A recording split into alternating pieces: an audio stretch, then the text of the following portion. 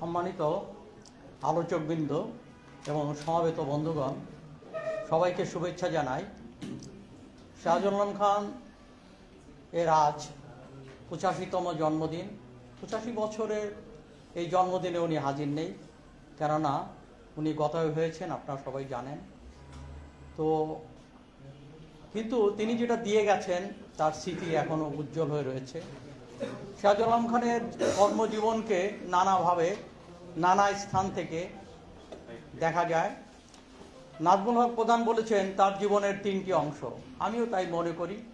প্রথম অংশ 60-এর দশকে এক যুবক, টগমগে তরুণ, তিনি স্বাধীনতার কথা ভেবেছিলেন এবং আব্দুর রাজ্জাক, কাজী আরিফ আহমেদকে নিয়ে একটা সংগঠন গড়ে তুলেছিলেন যেটা নিউক্লিয়াস বলে খ্যাত। এবং 66-তে শেখ মুজিব যখন 6 দফা দেন, তখন তার স্বপ্ন বাস্তবায়নের নতুন দ্বার খুলে যায়। তিনি 6 দফাকে 1 দফা পরিণত করার ব্রত গ্রহণ করেছিলেন এবং তিনি সেটা সফল হয়েছিলেন। 69-এর গণ অভ্যুত্থান রচনা কিংবা তার আগেও 66-তে যে স্বায়ত্তশাসনের জন্য যে হরতাল হয়েছিল, যেটা এখানে বহুল আলোচিত হয়েছে, সেই হরতালের বিষয়টি হচ্ছে, একটু রাখেন ভাই, ঘন্টা পরে করে। সেখানে বিষয়টা হচ্ছে যে বাংলাদেশে 52 সালেও ভাষা আন্দোলনে শ্রমিকরা অংশগ্রহণ করেছিল, বিচ্ছিন্নভাবে এসেছিল। কিন্তু বিষয়টা হচ্ছে 1966 সালে ওগুলো রাখতে বলো, ওগুলো বন্ধ করতে বলো।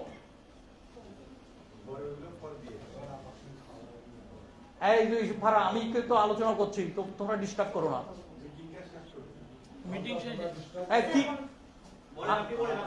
আমি কিন্তু ডিস্টার্ব ফিল করছি, প্লিজ।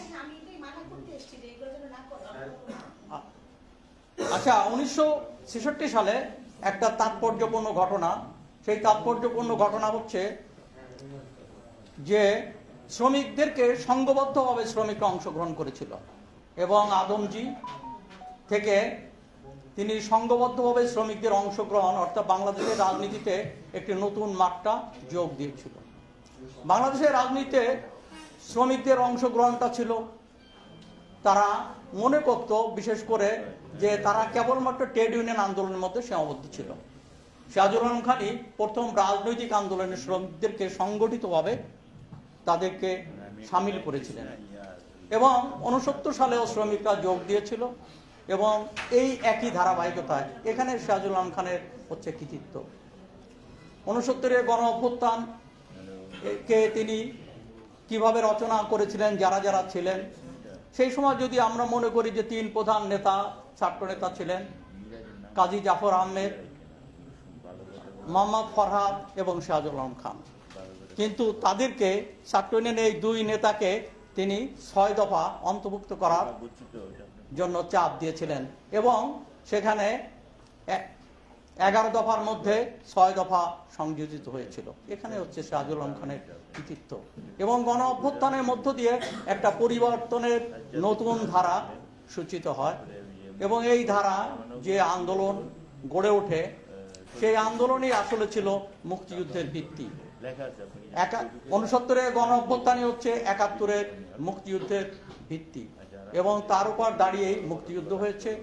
এবং মুক্তিযুদ্ধ পরবর্তীতে আপনারা 1 জানুয়ারির যে ঘটনা আপনারা জানেন, 1 ঘটনা আপনারা ভালো করেই জানেন যে 1 এয়াহিয়া সংসদ বর্জনের মধ্য দিয়ে এখানে আন্দোলনের একদিকে যেমনই করে জুলুম নেমে এসে আর একদিকে আন্দোলনের নতুন দ্বার খুলে দেওয়া হয় এবং সেই তখন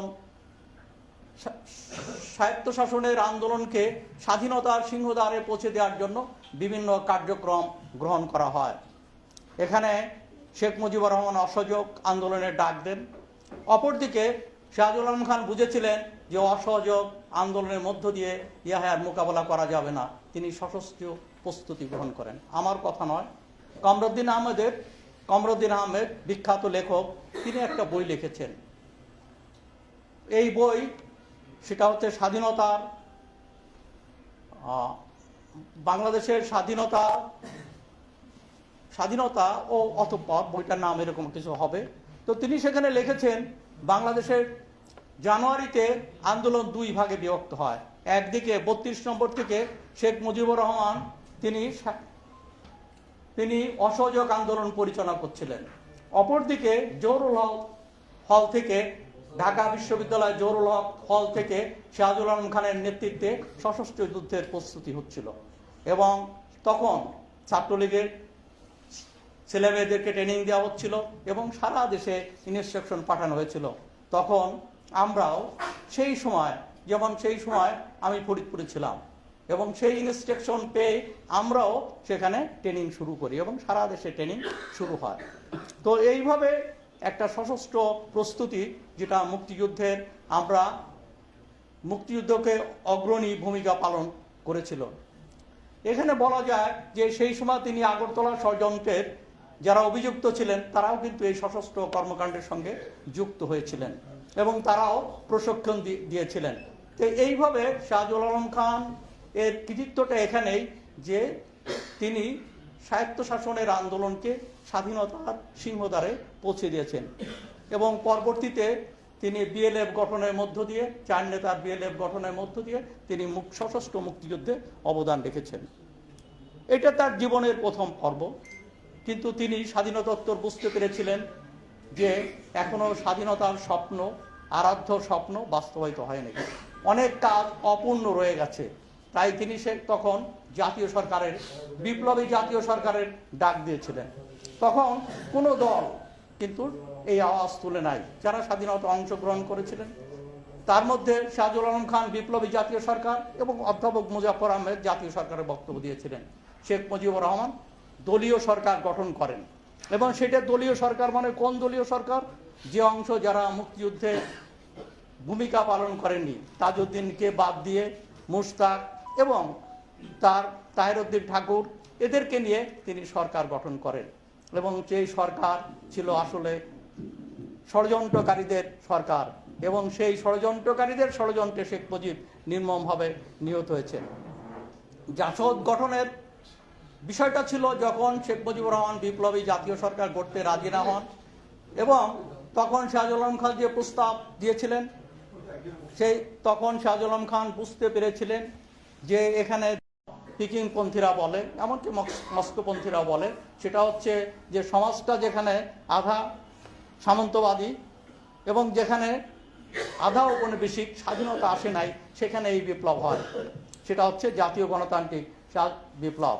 শাহজালাল আলম খান বলেছেন যে আমি তো জাতীয় গণতান্ত্রিক সরকারের কথা বলছি না, আমি বলছি গণতান্ত্রিক জাতীয় সরকার। অর্থাৎ এখানে গণতন্ত্রের লড়াইটাই হবে প্রধান লড়াই, সেই সঙ্গে আধিপত্যবাদের লড়াইটাও এর সঙ্গে যুক্ত হবে। তো এইভাবে শাহজালাল আলম খান তিনি আজকের রাষ্ট্র ব্যবস্থার সাথে পরিবর্তনের স্বপ্ন দেখেছিলেন। তিনি বৈপ্লবিক পরিবর্তনের কথা বলেছেন, সঙ্গে সঙ্গে তিনি এই ধারাবাহিকভাবে এই রাষ্ট্রযন্ত্রকে কিভাবে পরিবর্তন করা যায় এক্সিস্টিং অবস্থায়, সেটাও তিনি ভেবেছিলেন। যে কারণে তিনি তার এই বক্তব্য বিভিন্ন পুস্তিকার মধ্য দিয়ে তিনি এই বক্তব্য তুলে ধরেছেন এবং সবার কাছে। জাসদ সামগ্রিকভাবে এই বক্তব্য গ্রহণ করেনি, রব ভাইয়ের অংশ তারা তাত্ত্বিকভাবে পুরোটাই গ্রহণ করেছেন। জাসদ সেই সময় ইনুর অংশ, তারাও অনেক অংশে গ্রহণ করেছেন এবং শাহজালাল আলম খান মনে করেছিলেন যে কেবল জাসদকে দিয়ে এই লড়াই হবে না, যে কারণে তিনি সব দলের সঙ্গে যোগাযোগ করেছিলেন এবং তার এই পুস্তিকা এবং তার বক্তব্য তুলে ধরেছিলেন। এমনকি স্বৈরশাসক সেই সময় এরশাদের সঙ্গেও তিনি যোগাযোগ করেছিলেন যে স্থানীয় সরকার গড়ে তোলা যায় কিনা। তো সেখানে স্থানীয় সরকার, উপজেলা সরকার এরশাদ গড়ে তুলেছিলেন। এমনকি তখন কর্নেল তাহেরের ফাঁসির হওয়ার মধ্য দিয়ে বিএনপি সরকারের সঙ্গে জিয়াউর রহমানের সঙ্গে জাসদের অনেক দূরত্ব শুরু হয়। সেই দূরত্বের মুখেও তিনি জিয়াউর রহমানের কাছে স্থানীয় সরকার, গ্রাম সরকার করার প্রস্তাব দিয়েছিলেন। কেননা তিনি বুঝতে পেরেছিলেন যে দল আলাদা, দলের রাজনীতি দল করবে, কিন্তু আর একটা আছে রাষ্ট্রিক রাজনীতি, জাতীয় রাজনীতি হবে, সেখানে সবাইকে মিলে করতে হবে। যে কারণে শাহজালাল আলম খান শেষ পর্যন্ত কেবল জাসদের মধ্যেই তিনি নিজেকে নিয়োজিত রাখেন নাই।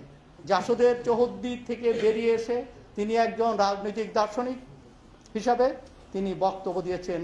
সেই বক্তব্য তিনি সরকার বিরোধী দল সবার সামনে হাজির করেছেন। এবং সেই বক্তব্যে যেখানে ফারাহ বলেছে যে এই বক্তব্য আজকে যেটা হলো দ্বিকক্ষে পার্লামেন্টে দুটো কক্ষ থাকা দরকার, এটা 83 সালে শাহজাহান আলম খানই বলেছিলেন। স্থানীয় সরকার ক্ষমতায়ন করা দরকার, তিনি তার উপর গুরুত্ব আরোপ করেছিলেন। এখানে গণতন্ত্র শ্রেণী পেশার অংশগ্রহণটা খুবই গুরুত্বপূর্ণ, কেননা কেবলমাত্র এই ধরনের গণতন্ত্রের মধ্য দিয়ে টাকাওয়ালা এবং মাসেলওয়ালারাই ক্ষমতায় আসবে। তখন এর মধ্য দিয়ে শ্রেণী, অর্থাৎ এখানে সাধারণ মানুষের প্রতিনিধি, কৃষকের, শ্রমিকের এবং অন্যান্য পেশাজীবীর প্রতিনিধি কিভাবে সংসদে আসতে পারে, এই জন্য তিনি শ্রেণী পেশা এবং শ্রেণীর প্রতিনিধিত্বের কথা বলেছেন এবং তাদেরকে নিয়ে উচ্চকক্ষ গঠনের কথা বলেছেন। তো আজকের যেটা প্রস্তাব হচ্ছে, আজকে যেমন বর্তমান সরকার তারা হচ্ছে দুটো প্রস্তাব রয়েছে। যেমন বিএনপি বলছেন যে সিটের আনুপাতিকভাবে উচ্চকক্ষ হবে, আর এখানে অন্যান্য দল বলছেন ভোটের আনুপাতিকভাবে হবে। তো সেখানে হলো ভোট যারা দিয়েছে তাদের দুটেই ধরুন যে সেখানে যারা প্রতিনিধি আসবে সেই দলের লোকে আসবেন, কিন্তু শাহজাহান আলম খানের প্রস্তাবটা ছিল ভিন্নতর। শাহজাহান আলম খান যেটা বলেছিলেন, উনি বলেছিলেন যে নিম্নকক্ষ যেটা হচ্ছে আমাদের জাতীয় সংসদ, সেটা সরাসরি ভোটে যেভাবে হচ্ছে সেটা হবে, আর উচ্চকক্ষ সেখানে শ্রেণী এবং পেশা, আদিবাসী, বিভিন্ন পশ্চাৎপদ জনগোষ্ঠী তাদের প্রতিনিধি নিয়ে গঠিত হবে। এবং সেটা আজকেও আমি মনে করি, আমি রাজনৈতিক অঙ্গনে যারা আছেন নেতা, বিএনপি সহ অন্যান্য দল যারা এই লড়াইয়ের অগ্রভাগে ছিলেন এবং আছেন, যারা হয়তো সরকার গঠন করবেন, তাদের কাছে বিষয়টিকে ভেবে দেখবার জন্য প্রস্তাব করি যে এখানে উচ্চকক্ষ শ্রেণী এবং পেশার প্রতিনিধিত্বশীল উচ্চকক্ষ গঠন করাটা আরও গণমুখী কিনা তারা বিষয়টা নিশ্চয়ই ভেবে দেখবেন। শাহজাহান আলম খানের একটা সামগ্রিক জীবন, এই জীবনে তিনি যা করেছেন, হ্যাঁ, তার অনেক ভুল আছে, মানুষের তার অভিমান আছে, অনেক কিছুই আছে, কিন্তু এখানে জাসদের রাজনীতিতে সাফল্য আছে, হঠকারিতা আছে। তবে এটা ঠিক যে জাসদ যে লক্ষ্যে গঠিত হয়েছিল সেই লক্ষ্যে জাসদ যে সাড়া জাগিয়েছিল সেই সাড়া আজকে আর নেই। জাসদ তার কাঙ্ক্ষিত লক্ষ্য ঘোষণায় অগ্রসর হতে পারেনি। এ ব্যর্থতার দায়িত্ব জাসদের নেতাদের নিতে হবে। প্রধান নেতা হিসেবে সে দায়িত্ব শাহজাহান আলম খানের উপর বর্তায়, কিন্তু এর মানে এই নয় শাহজাহান আলম খান রাজনীতিতে যে পথ কেটেছেন, যে পথ দেখিয়েছেন, সে পথ আজকেও আমাদেরকে বিবেচনা করা দরকার। সেই পথ কতটুকু আজকের বাংলা, যে তিনি যে তথ্য দিয়েছেন, এই তথ্যের মধ্যে বাংলাদেশ, ভবিষ্যতের বাংলাদেশ লুকিয়ে আছে। তো ভবিষ্যতের বাংলাদেশ গড়ার জন্য আমার মনে হয় শাহজাহান আলম খান এখনও প্রাসঙ্গিক, এবং শাহজাহান আলম খানকে আমাদেরকে স্মরণ করা উচিত। এবং যে কারণে আমরা তার শাহজাহান আলম খান ফাউন্ডেশন করেছি, এবং এই ফাউন্ডেশনের পক্ষ থেকে আমরা তার জন্ম মৃত্যুদিন এবং সেই সঙ্গে এখানে এক ভাই বলছিলেন যে তাকে রিসার্চ করা দরকার এবং তার জীবন সংগ্রামকে তুলে ধরা দরকার। আমরা মনে করি শাহজাহান আলম খান ফাউন্ডেশন, শাহজাহান আলম খান তো বটেই, ঠিক তেমনই করে আমাদের জাতীয় ইতিহাস, জাতীয় মুক্তি সংগ্রামের ইতিহাস, এগুলো গবেষণার মধ্য দিয়ে আমরা আগামী দিনের প্রজন্মের কাছে সঠিক ইতিহাস তুলে ধরতে পারি কিনা, সেটা আমাদের একটা কাজের অংশ। যে কাজের অংশ হিসাবে আমরা বিভিন্ন জনকে বিভিন্ন সময় বিভিন্ন অ্যাঙ্গেলে, তাদের সবার বক্তব্যের সাথে আমরা একমত তা না, বিভিন্ন রাজনৈতিক দলকে আমরা আমন্ত্রণ জানিয়েছি এর আগে। এবার আমরা ফরহাদ মাজার, লেখক গবেষক ফরহাদ মাজারকে আমন্ত্রণ জানিয়েছিলাম যে তিনি আসবেন, তিনি তার বক্তব্য তুলে ধরবেন। শাহজাহান আলম খানের চিন্তা ভাবনা, রাষ্ট্রভাবনাকে তিনি কিভাবে দেখেন। তো উনি জরুরি আসতে পারেননি, আমরা এটা বলেছিলাম। এর আগে আমরা এখানে বিএনপির একজন প্রতিনিধিকেও আমরা, আব্দুল সালাম, তাকেও আমরা আজকে আলোচনায় আমন্ত্রণ জানিয়েছিলাম, তবে বোধহয় ঢাকা 17 কাজে তিনি ব্যস্ত থাকার কারণে তিনি আসতে পারেননি। তো আমরা ভবিষ্যতে অন্য নেতাদেরকেও আমরা এখানে করব। আজকে দেশটা একটা সংকটে আছে। আমরা গণতন্ত্রের জন্য লড়াই করেছি, আমরা স্বৈরশাসক শেখ হাসিনার পতন ঘটিয়েছি, কিন্তু আমরা গণতন্ত্রের পরিবর্তে তো মততন্ত্র চাই না। আমরা গণতন্ত্র চাই যেখানে গণতন্ত্রের সবচেয়ে বড় বিষয়টা হচ্ছে এখানে যাতে মানুষ তার মত প্রকাশ করতে পারে, তো গণতন্ত্র মানে কেবল ভোট নয়, তার মত প্রকাশের স্বাধীনতা নিশ্চিত করতে হবে, বাক ব্যক্তির স্বাধীনতা নিশ্চিত করতে হবে। এখনও এখানে সাংবাদিক বন্ধুরা আছেন, আমরা তো আমি এই একই পেশায় কাজ করি, তো অনেক সময় সেইভাবে স্বাধীনভাবে কলম ধরতে পারি না। তো এর কারণটা হচ্ছে এক ধরনের মব ভীতি কাজ করছে। আমরা যেটা দেখলাম খুবই দুঃখজনকভাবে হলেও, সেখানে একটি হাদির মৃত্যুকে কেন্দ্র করে 2টি পত্রিকা অফিস পুড়িয়ে দেওয়া হলো। তো এটা তো কাম্য না, এগুলো প্রোটেক্ট করার দরকার ছিল। জাতীয় বিভিন্ন জায়গায় হামলা হচ্ছে, জাতীয় সম্পদ ধ্বংস হচ্ছে। আমার মনে হয় এখানে বর্তমান সরকারের সাফল্য নেই আমি বলবো না, তাদের সাফল্য আছে, কিন্তু সেই সঙ্গে ব্যর্থতাও কম নয়। অ্যাটলিস্ট তারা এখানে মানুষকে অভয় দিতে পারেনি, সবার জন্য নিরাপদ বাসভূমি এটা রচনা করতে পারেনি, এবং সেই ক্ষেত্রে তাদের অগ্রগতি আমি বলবো যে তাদেরকে পাস মার্ক দেওয়া যায় না। এখানে যে নারীরা মিছিলে ছিল, যে নারীরা পুরুষের পাশাপাশি তরুণদের পাশাপাশি যে তরুণীরা মিছিলে ছিল, আজকে তারা অসহায় এবং নানাভাবে তারা রাস্তাঘাটে বিভিন্ন জায়গায় নিগৃহীত হচ্ছে। তাদের পোশাক নিয়ে প্রশ্ন করা হচ্ছে। বাংলাদেশ একটা স্বাধীন দেশে কে কোন পোশাক পরবে, কে কোন খাবার খাবে, কে কোন উপাসনায় যাবে, এটা তার নিজস্ব স্বাধীনতার ব্যাপার। এখানে এখনো দুর্ভাগ্যজনক ঘটনা ঘটছে। ময়মনসিংহের দীপু দাসের মৃত্যু আমাদেরকে ব্যথিত করে, হাদির মৃত্যু আমাদেরকে ব্যথিত করে। আমরা কোনো মৃত্যু চাই না। আমরা চাই হাদির মৃত্যু রহস্য উদ্ঘাটিত হোক এবং এর সঙ্গে যত কঠিনই হোক তাদেরকে গ্রেপ্তার করা হোক। সঙ্গে আমরা দীপুচন্দ্র দাসের হত্যাকারীকেও খুঁজে বের করে তাকেও শাস্তি দেওয়া হোক। এর পিছনে কারা রয়ে গেছে? আমরা মনে করি বাংলাদেশে বাঙালিরা বড় জাতি, কিন্তু বাংলাদেশ কেবলমাত্র বাঙালির দেশ নয়। এখানে চাকমা, মারমা, সাঁওতাল, ত্রিপুরা রয়েছে, দলিত রয়েছে, আরও পশ্চাৎপদ জাতিরা রয়েছে। সবাইকে মিলে হচ্ছে বাংলাদেশ, সব মানুষের বাংলাদেশ, যেটা আমরা মুক্তিযুদ্ধের মধ্যে দিয়ে স্বপ্ন দেখেছি। শাহজালাল আলম খান যে স্বপ্ন দেখেছিলেন, সেই স্বপ্নের বাংলাদেশ আমরা গড়তে চাই, যে দেশে সব নাগরিক তার অধিকার পাবে। এখানে আজকে বাংলাদেশে বৈষম্য বিরোধী আন্দোলনের সবচেয়ে বড় আওয়াজ ছিল বৈষম্যের অবসান চাই, কিন্তু আজকে 15 মাসে বৈষম্যের অবসান ঘটেনি, বরং বৈষম্য বেড়েছে। তো নিশ্চয়ই আমাদেরকে নতুন করে ভাবতে হবে।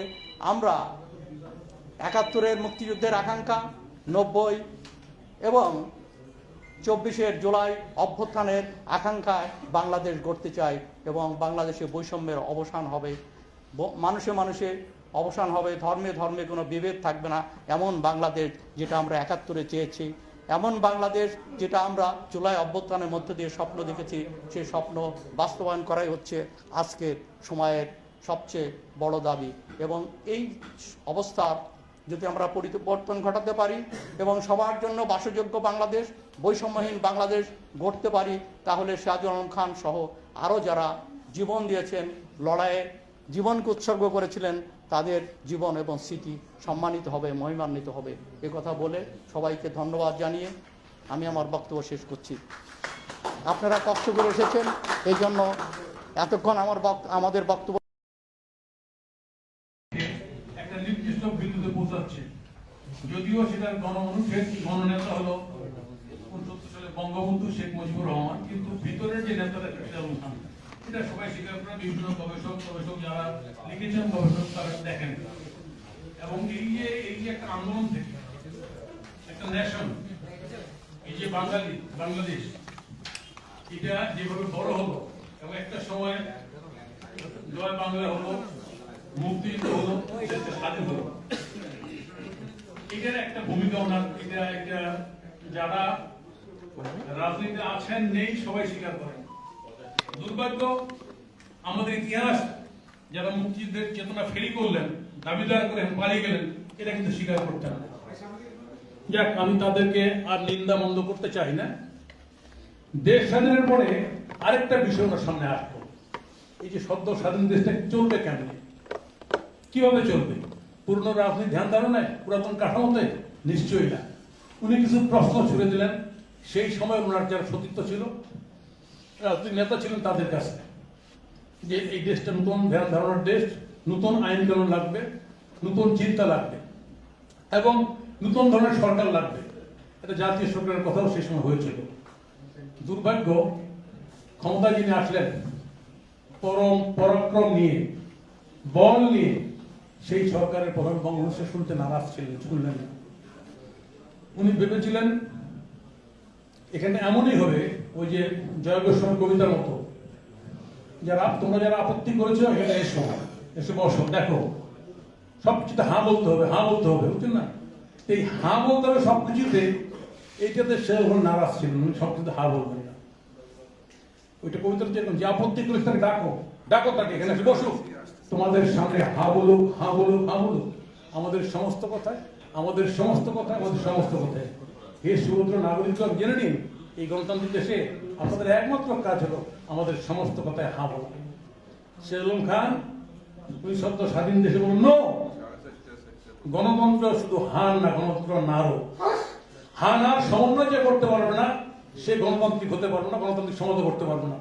উনার কথা অক্ষর অক্ষর ফলে গেছে। আমরা জানি উনি একটা দল করেছিলেন, তার নাম জাসদ। অনেকে বলে হিটলারের দল নাম জাসদ। হ্যাঁ, হিটলার খুব পপুলার ছিল, মারাত্মক জনপ্রিয় ছিল, ইয়েস। তারপরে কি হতো আমি আলোচনা যাচ্ছি না। ওনারও পপুলার ছিল, হ্যাঁ, জাসদ নাম করেছিল দল। আমরা সেই তারুণ্যে সেই দলের সঙ্গে গা ভাসিয়েছি, আজকে সবাই বার্ধক্যে বুঝে গেছে। তো সেই দলটা করে, সেই দলটা করার পরে দলটা তো গণতান্ত্রিক রাজনীতি করতে চাইছে। দলটা ছাত্র সমিতি নির্বাচন করতে গেছে, দলটা পার্লামেন্ট ভোট করতে গেছে, কিন্তু ক্ষমতাসীন গোষ্ঠী কিন্তু এই গণতান্ত্রিক আচরণটা করার মতো ঔদার্য, ধৈর্য দেখাতে পারে না। কি ডাকসু নির্বাচনে, শাসন নির্বাচনে, কি জাতীয় নির্বাচনে, আমি সেই থেকে গেলাম না।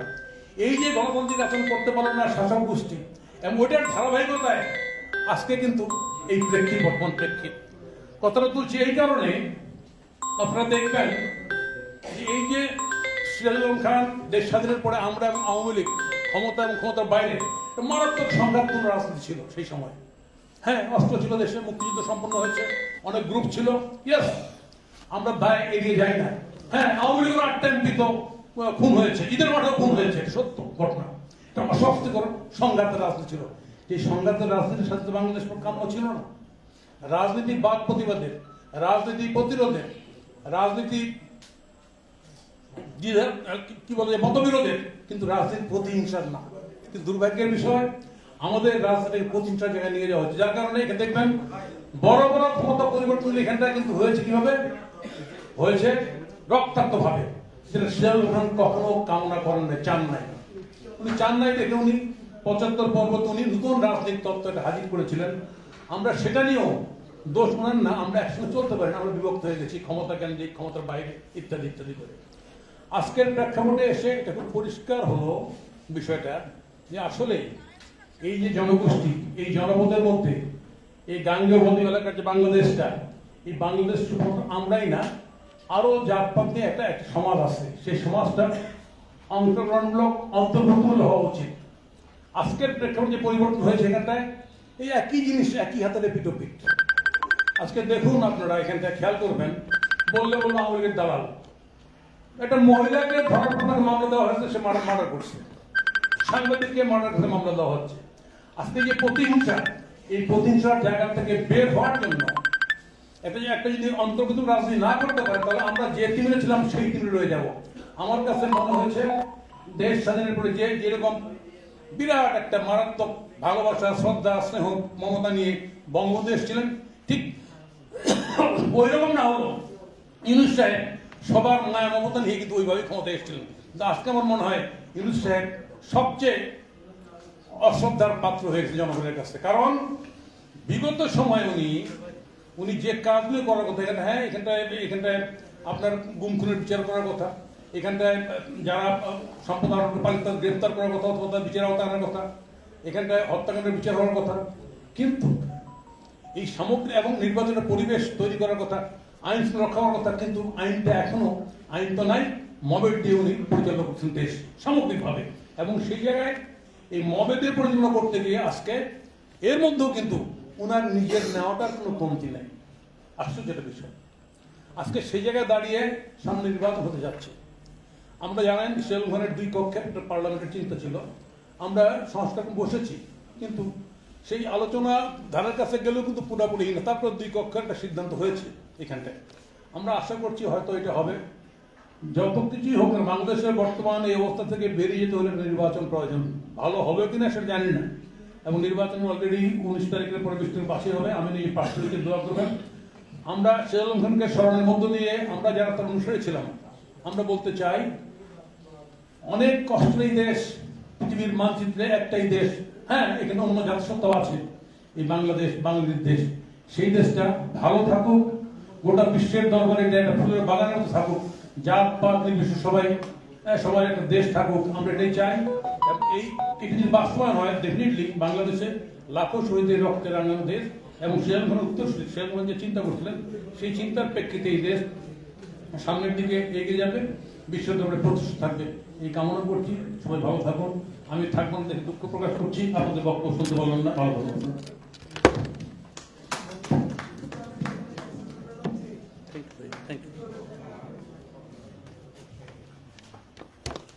অসংখ্য ধন্যবাদ বীর মুক্তিযোদ্ধা, সাবেক ছাত্র নেতা, সাধারণ সম্পাদক বাংলাদেশ জাসদ নাজমুল হক প্রধান, আপনার মূল্যবান সময় আমাদেরকে দেবার জন্য।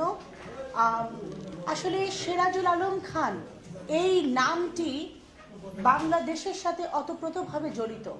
বাংলাদেশ মানেই সিরাজুল আলম খান, সিরাজুল আলম খান মানেই বাংলাদেশ। একটি ছাড়া আরেকটি নাম আসলে নেওয়া কিভাবে যায় বা আদৌ যায় কিনা, সেটি আমরা সিরাজুল আলম খানকে যারা চিনি, যারা ওনার সম্পর্কে জানি, বা যারা ওনার সম্পর্কে কিছুটা লেখাপড়া করেন, বাংলাদেশ ইতিহাস সম্পর্কে লেখাপড়া করেন, তারা কিন্তু এই কথাটি বলতে পারেন। আমরা সকলেই জানি 1962 সালে গোপন সংগঠন নিউক্লিয়াস, যেটি সিরাজুল আলম খান, কাজী আরিফ আহমেদ এবং আব্দুর রাজ্জাক ওনাদের তত্ত্বাবধানে, ওনাদের নেতৃত্বে গঠন হয়েছিল, এবং সেই নিউক্লিয়াস কিন্তু স্বাধীনতার স্বপ্ন দেখেছিল। 9 বছর তাদের চেষ্টার ফল হচ্ছে আমাদের স্বাধীন বাংলাদেশ, যেই বাংলাদেশের পতাকা আমরা পেয়েছি। আমরা আজকে আমরা যে বলতে পারি আমরা বাঙালি, বাংলাদেশি, আমরা সেই কারণে ওনাদের জন্যই বলতে পারি।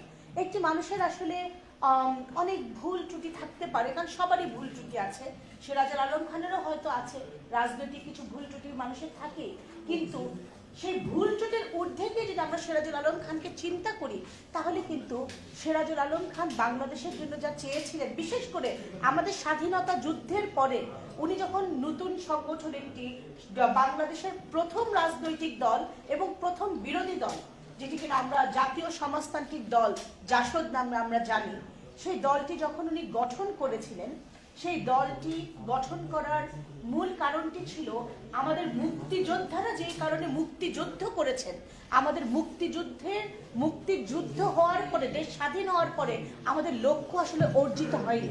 লক্ষ্য অর্জিত হয়নি দেখেই সিরাজুল আলম খান ওনার সাথে যারা কিনা ছিলেন অন্যান্য মুক্তিযোদ্ধাদেরকে নিয়ে উনি এই জাসদ গঠন করেছিলেন। তো আমরা সিরাজুল আলম খানের এই যেরকম আমাদের বীর মুক্তিযোদ্ধা নাজমুল হক প্রধান বলে গেছে, সিরাজুল আলম খানের জীবনটাকে 3 ভাগে ভাগ করা যায়। আমরা সেই কথাগুলো ওনাকে নিয়ে আরো শুনবো, আরো অনেকটুকুই শুনবো সিরাজুল আলম খানের। এবং আরেকটি কথা না বললেই না, আমরা কিন্তু অনেকেই জানি এবং দেখতে পাচ্ছি, এখন অন্তর্বর্তীকালীন সরকার আসার পরে আমাদের যে সংস্কার প্রস্তাবনাগুলো এসছে, অনেক সংস্কার প্রস্তাবনা যেটি কিনা সংস্কার কমিশন দিয়েছে, নানান রাজনৈতিক দলগুলো দিচ্ছে, বিএনপির মতন বড় দলগুলো দিচ্ছে, কিন্তু আপনারা যদি খেয়াল করে থাকেন, এই কথাগুলো সিরাজুল আলম খান 1983 সালে বলেছিলেন, 1983-তে উনি ওনার যে 14 দফা দিয়েছিলেন, 14 দফায় উনি যে কথাগুলো বলেছেন, বিকেন্দ্রীকরণের কথা, আমাদের আপার হাউস লোয়ার হাউসের কথা, আমাদের পার্লামেন্টে 500 আসনের কথা, হ্যাঁ, বা দ্বিকক্ষ বিশিষ্ট পার্লামেন্টের কথা, এরকম আরো নানান কথাগুলো উনি যেগুলো বলেছিলেন, সেই কথাগুলোই কিন্তু এখন আসছে। কিন্তু আমাদের দুর্ভাগ্য যে আমরা আমাদের রাজনীতির যে পুরুষ, যারা কিনা নায়ক, সেই নায়কদেরকে সবাইকে আমরা সবসময় সম্মানটা দেইনি, সঠিক সম্মান দেইনি। যখন যে দলীয় সরকার ক্ষমতায় এসছে, তখন আমরা ওনাদের নেতাদেরকেই আমরা আমাদের স্বাধীনতার নেতা, স্বাধীনতার নায়ক বানানোর চেষ্টা করেছি। সে চেষ্টায় আমরা সিরাজুল আলম খানের মতন যারা কিনা সত্যিকারের আমাদের স্বাধীনতার নায়ক, ওনাদেরকে আমরা আড়ালে ফেলে দিয়েছি। তো আমি জাস্ট এতটুকুই বলতে চাচ্ছি, আমি এই কথাগুলো বলার কারণ হচ্ছে গিয়ে আমরা সিরাজুল আলম খান থেকে শুনবো, জানবো, আরো অনেক কিছুই আপনারা জানেন, আমরাও জানবো, আমিও শিখছি। আমিও যে সব শিখে ফেলেছি তা না, আমিও শিখছি। আমি ওনাকে আমি আপনাদের অনেকের থেকে আমি মনে করি আমি অনেক লাকি, কারণ আমি ওনাকে খুব কাছ থেকে দেখেছি, আমার ঘরের মধ্যে দেখেছি। আপনারা এখানে সবাই হয়তো জানেন উনি আসলে আমার আপন মেজো চাচা। তো আমি ওনাকে আমার সেই ছোটকাল থেকে, জন্মের থেকে দেখেছি, অনেক কিছু ওনার থেকে শুনেছি, এবং সবসময় মনে হয়েছে যে উনি দেশকে আরো অনেক কিছু দিতে পারতো, ওনাকে আমরা সঠিকভাবে মূল্যায়ন করি। ওনাকে সে মূল্যায়ন করা হয়নি, অবশ্য উনি সেটা চানও না, কারণ উনি যখনই যা করেছেন উনি সব কিছু নিজের মতন করে উনি দেশের জন্যই করে গেছেন। এবং আমরা সকলে এটাও জানি উনি যখন ওনার মৃত্যুর পরে, ওনার শেষ বিদায়ে উনি কিন্তু রাষ্ট্রীয় সম্মানটুকু উনি চাননি, এবং উনি বলেছিলেন যে উনি এটা সবাইকে বলে গেছেন, আমাদেরকেও বলে গেছেন যে আমার মৃত্যুর পরে আমাকে আমার মায়ের শাড়ি দিয়ে পেঁচিয়ে আমাকে দাফন করো। এই হচ্ছে কি সিরাজুল আলম খান। আজকে সিরাজুল আলম খানকে বিগত 15 বছর বা আরো বেশি সময় ধরে ওনাকে নানাভাবে মুছে ফেলার চেষ্টা করা হয়েছে, কিন্তু ইতিহাসের সবচেয়ে বড় সৌন্দর্যটা কি জানেন? ইতিহাস কখনো চাপা রাখা যায় না। আজ হোক কাল হোক, সত্য কথা ইতিহাস ঘুরে ফিরে আসে, এবং তার সবচেয়ে বড় প্রমাণ হচ্ছে সিরাজুল আলম খান। আমি এই মুহূর্তে আমাদের বক্তাদের কাছে ফিরে যাব।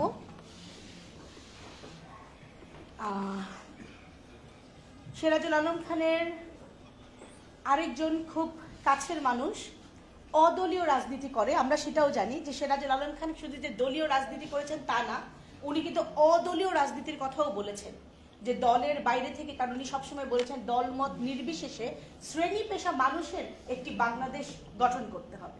সো ওনার অদলীয় রাজনীতির আমরা কথা শুনবো ওনার খুব কাছের ইসমাইল হোসেনের কাছ থেকে। ইসমাইল ভাই আসেন। ইসমাইল ভাই, শীতের সন্ধ্যা, সবাই কিন্তু বলেছে খুব তাড়াতাড়ি করে শেষ করতে, একটু ছোট করে বলবেন।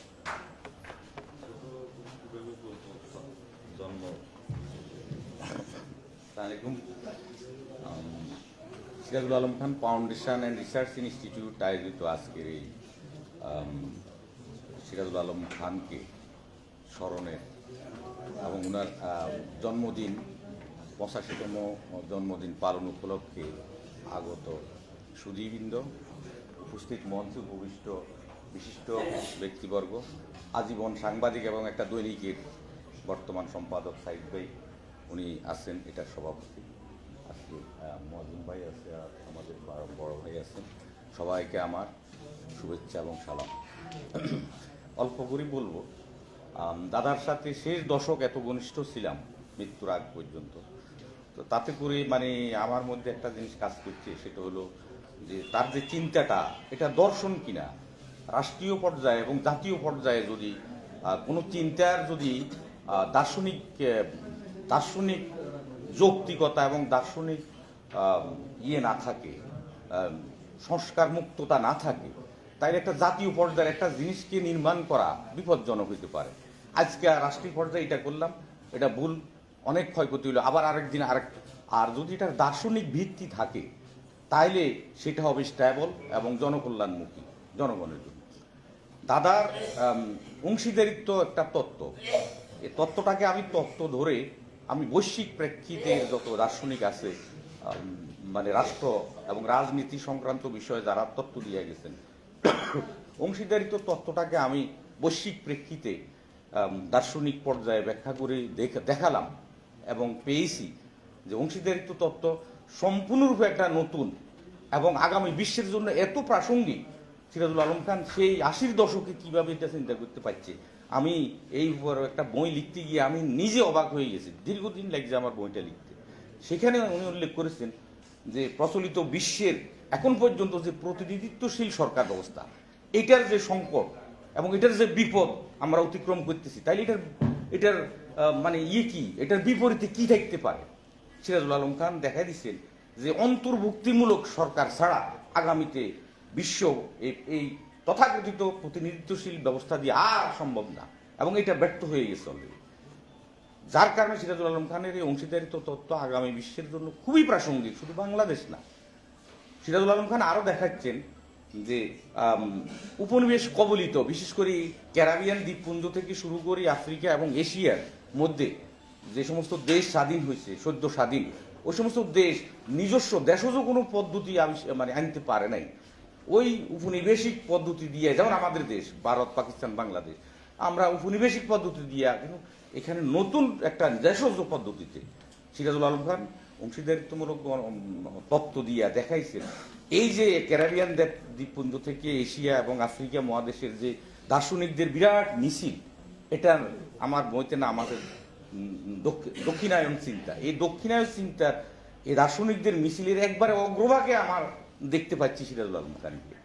কারণ দেশজ পদ্ধতিতে এরকম রাষ্ট্র ব্যবস্থা এত জুৎসইভাবে, আর অন্য দার্শনিকরা ভিন্ন ভিন্নভাবে, যেমন ব্রাজিলের একজন আছেন, উনি শিক্ষা বিষয়ে এরকম চিন্তা করতে পারছেন, ভারতে যে আমাদের গমন করে গেল উনি পাচ্ছেন, এভাবে অনেকেই পাচ্ছে।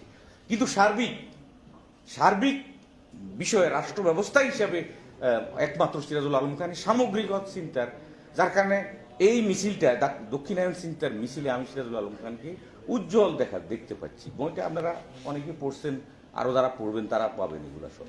সিরাজুল আলম খান নেতৃত্ব, যেমন আমরা ব্রিটিশ দিয়ে যাওয়া নেতৃত্ব, নেতা নির্বাচন, আমরা মনে করি এই একটা পদ্ধতি, রাজনৈতিক দল মনে করি যা আছে এইরকমের, তারপরে কর্মীর সাথে নেতার সম্পর্ক এইরকমই। কিন্তু সিরাজুল আলম খান পরিষ্কার দেখাই দিচ্ছেন এর বাইরে আরো ভালো, আরো বেটার পদ্ধতি আছে নেতৃত্ব দেওয়ার, নেতা হওয়ার, সংগঠন করার, রাজনীতি করার, রাজনৈতিক দল করার, এবং এগুলো হলো হাতিয়ার, এটা হলো শোষণের হাতিয়ার ব্রিটিশ যেটা দিয়ে গেছে। আর সিরাজুল আলম খান দেখাইছেন যে চেতনা দিয়ে কিভাবে নেতৃত্ব হয়, রাজনীতি হয়, সংগঠন হয়, এবং জনগণকে কিভাবে, জনগণের দাগের বাহিরে পড়ে যাওয়া জনগণের কণ্ঠস্বর কিভাবে টপ লেভেলে আসতে হয়, এত সুন্দর ব্যবস্থা উনি দেখাই গেছেন। তো তাহলে এই যে আজকে যে রাষ্ট্র ব্যবস্থা আমাদের এখানে সংকটে পড়ছে, বহু হাতাহাতি হয়েছে, আপনারা জানেন, শেষ পর্যন্ত কে আসছে হাতে উঠি? সিরাজুল আলম খান। কারণ তার যে এই পথ্য দিয়ে যাওয়া, এই যে রোগীর জন্য যে পথ্য দিয়ে গেছে আজ 40 বছর আগে, এটা ছাড়া কারো কাছে রেডি এবং তৈরি করা, পরীক্ষিত, আবার পরীক্ষিত হইতে হবে, পরীক্ষিত ব্যবস্থা একমাত্র সিরাজুল আলম খান দিয়ে গেছেন। তো আমরা বিগত 1 দশক চেষ্টা করছি আমরা সিরাজুল আলম খানকে দাগের বাইরে ফেলিয়ে দেওয়ার জন্য, এবং ফেলিয়েও দিছি। এমন একজন ব্যক্তি যে জীবনে ব্যক্তি স্বার্থের দিকে তো তাকায় নেই, কিচ্ছু চাওয়া পাওয়ার তার ছিল না, শুধুমাত্র কিভাবে একটা দেশ এবং একটা জাতি পর্যায়ে মতো আসতে পারে এই চিন্তা। একটা চা তো কোন ব্যবস্থা হয়নি সিরাজুল আলম খানের। মৃত্যুর সময় রাষ্ট্রীয়ভাবে একটা বিবৃতি দেওয়া হয়নি, দুঃখজনক। এই সিরাজুল আলম খান কিভাবে ইতিহাসে উজ্জ্বল থেকে উজ্জ্বলতর হচ্ছে, এবং শুধু বাংলাদেশ নয়, এই দক্ষিণায়ন চিন্তার মধ্যে সিরাজুল আলম খান শত শত দার্শনিক, শত শত চিন্তাবিদদের মধ্যে একটা উজ্জ্বল নক্ষত্র হয়ে দেখা দিচ্ছে আগামী দিন। তো যাই হোক, আমরা সবাইকে অনুরোধ করব না, সবাই যারা চিন্তাশীল মানুষ তারা ভাবলে সিরাজুল আলম খানকে পাবেন, কিভাবে জীবন, রাষ্ট্র এবং রাজনীতিকে উনি ব্যাখ্যা করেছেন। এই প্রচলিত ব্যবস্থায় শুধু যতই পরিবর্তন করেন, শুধু শোষণের নতুন নতুন পদ্ধতি আবিষ্কার হবে এবং হাতিয়ার তৈরি হবে। সিরাজুল আলম খান দেখাইছেন এই রাষ্ট্র ব্যবস্থাকে অপ্রাসঙ্গিক করতে হবে, কিভাবে এই ব্যবস্থার বাইরে, এই ব্যবস্থাকে উৎখাত করা যাবে না, উনি দেখাইছেন এই ব্যবস্থাকে উৎখাত করা যাবে না, এই ব্যবস্থাকে হাতে রেখে নতুন ব্যবস্থা দিয়ে এটাকে অপ্রাসঙ্গিক করে দিতে হবে। এইগুলা যারা চিন্তক তারা পাবেন, খুঁজলেই পাবেন, আসে এবং আরো আসতেছে। সিরাজুল আলম খানের উপরে গবেষণা, লেখা এবং চিন্তার যে খোরাক আরো আসতেছে। আমি আজকে সবাইকে আমার শুভেচ্ছা সালাম জানাই। সিরাজুল আলম খানের মনীষা, সংগ্রাম এবং আজীবন যে ত্যাগ, এর প্রতি আমি শ্রদ্ধা জানাই, সবাইকে সালাম জানাই।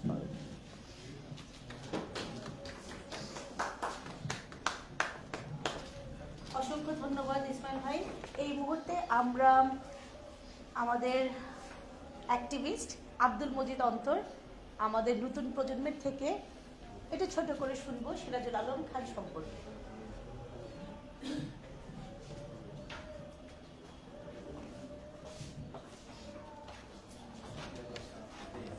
ধন্যবাদ উপস্থিত শ্রদ্ধাভাজন সবাইকে। স্বাধীনতা সংগ্রামের রূপকার নিউক্লিয়াসের প্রধান সিরাজুল আলম খানের জন্মদিন উপলক্ষে শ্রদ্ধা নিবেদন করছি। সিরাজুল আলম খান অনেকের কাছে অনেক রকম ভাবে হাজির হয়েছেন, কারো কাছে রহস্য পুরুষ, কারো কাছে বিপ্লবী নেতা, কারো কাছে স্বাধীনতা সংগ্রামের স্বপ্নদ্রষ্টা। যে যেভাবে চিন্তা করুক না কেন সবসময় তিনি প্রাসঙ্গিক, অপ্রাসঙ্গিক নয়।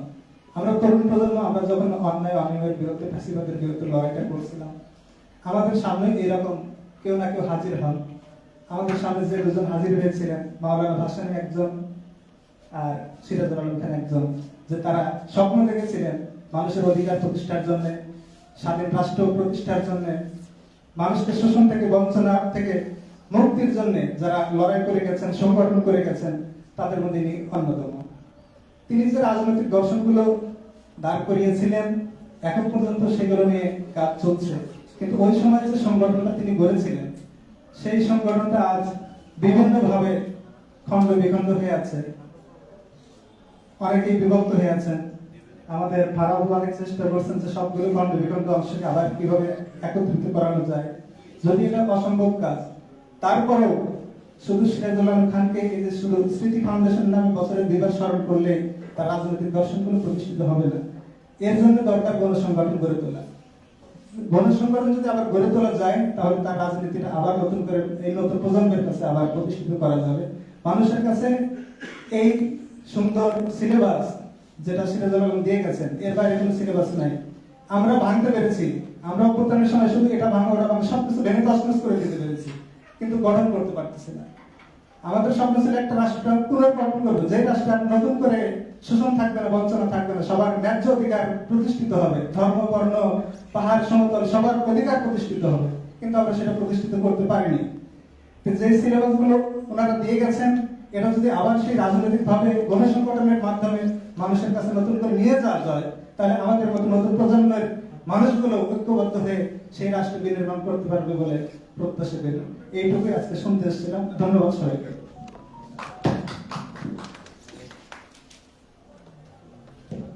ধন্যবাদ অন্তর। এই মুহূর্তে আমাদের সামনে কিছু বলার জন্য আমি অনুরোধ করছি। অন্তর যে কথাটি বলছিল যে সিরাজুল আলম খানের দলগুলোকে আমরা আবারও এক করার চেষ্টা করছি। আমরা জানি জাসদটা বহু ভাগে বিভক্ত এবং সেটা নিয়েই আমরা আবারও চেষ্টা করছি জাসদটাকে এক করে, যেই জাসদের প্রাণপুরুষ স্রষ্টা হচ্ছে সিরাজুল আলম খান, সেটিকে আবার এক করে দাঁড় করানো যায় কিনা, এই বিষয়ে এটা আমাদের কেন করা দরকার, কিভাবে করা দরকার এবং কি করা যায়, সেই বিষয়ে আমরা আমাদের জাসদ ঐক্য বাস্তবায়ন মঞ্চের কেন্দ্রীয় কমিটির সদস্য বীর মুক্তিযোদ্ধা ওয়াজেদ আলী সরকারের থেকে কিছু শুনব।